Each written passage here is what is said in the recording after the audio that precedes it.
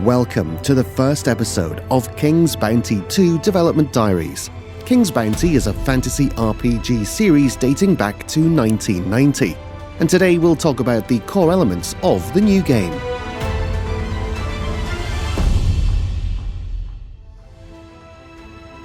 There are three aspects that form King's Bounty trademark gameplay.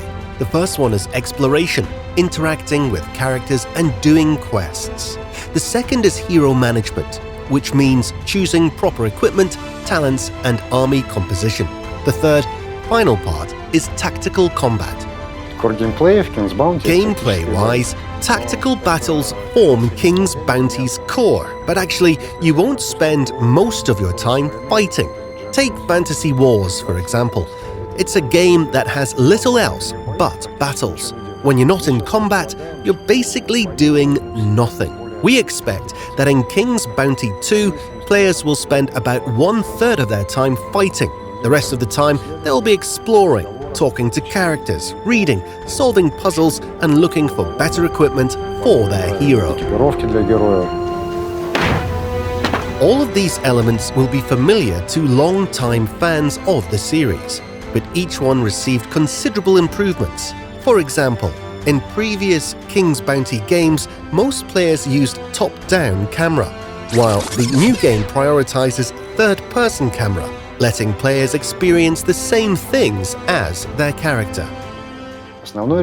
Exploration plays a very prominent role in the game, and now it's much smoother, deeper, and believable than before. You become your character. You walk where you want, you see things, you hear things. Maybe you'll overhear some townsfolk talking about something interesting.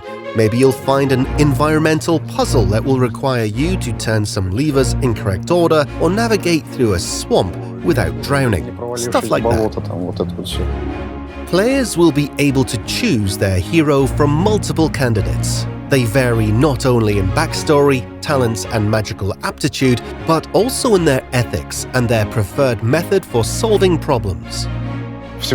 We have 4 basic ideals any living being can be aligned with: finesse, strength, anarchy, and order. Basically, if you meet a group of bandits, you can be pretty sure that they're heavily inclined towards strength and anarchy. If your character has similar disposition, it's quite possible that you'll find common ground and will be able to talk things out.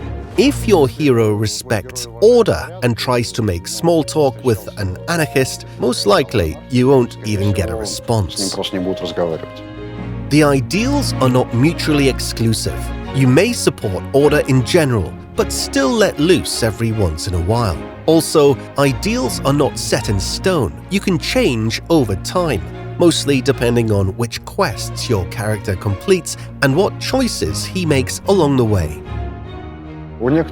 Some tasks have very obvious solutions. For example, one of the first tasks in the game involves a scroll with certain important information. You can give it either to the captain of the guard or to the headmaster of the Assassin's Guild. It's plainly stated in the quest description, give it to this guy or that guy. But there will be some quests with really obscure solutions. Most of them will be side quests. However, because blocking story progress with an obscure solution, well, it's something we think is too cruel. Fans of King's Bounty series will feel right at home with New Game's combat mechanics because they stay true to basics. Battles are turn-based. Turn order is determined by unit initiative, and battlefield grid is hex-based. The main difference is that our battlefields are 3-dimensional now. Put your bowmen on the high ground, block the only climbable slope with a tanky unit, and your archers will dominate the battlefield. Unless, of course, your enemy has a flying unit that can ignore the tank and deal with archers directly.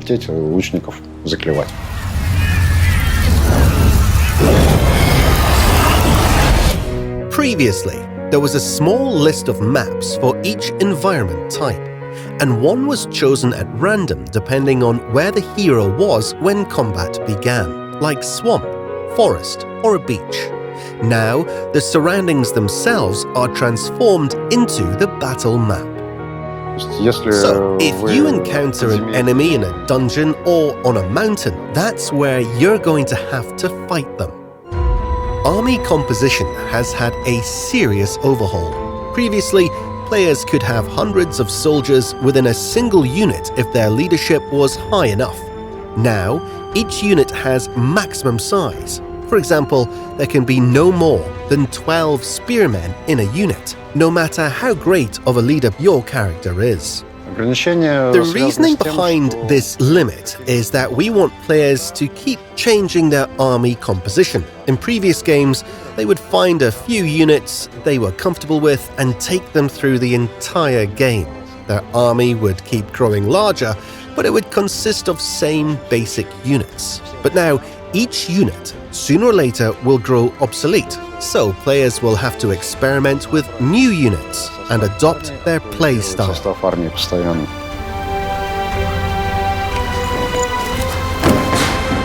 This was the first part of King's Bounty 2 Developer Diaries. In our following episodes, we'll give more behind-the-scene information on story, combat systems, and other cornerstone aspects of the game, as well as answer your questions.